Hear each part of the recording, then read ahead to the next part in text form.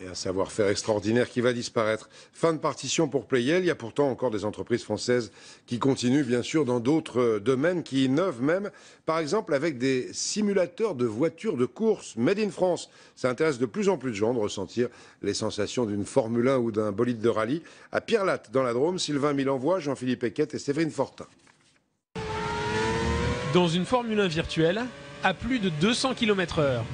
Comme sur une console de salon, pas tout à fait, car ici, Mathis et son grand-père, installés dans des baquets, bougent avec leur voiture. Allez, avance! Tous les deux ressentent la plupart des mouvements de leur bolide.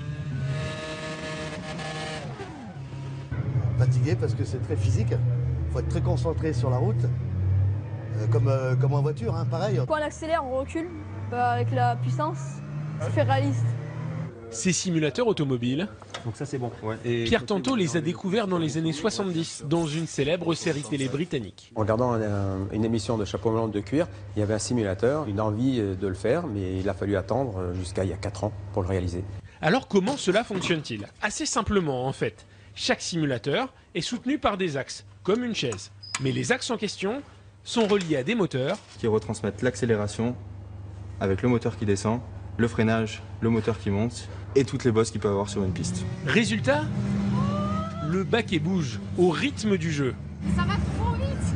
Pourtant, même si les prix baissent, cette technologie a toujours un coût. Une demi-heure dans un simulateur équivaut au prix d'un jeu vidéo de salon.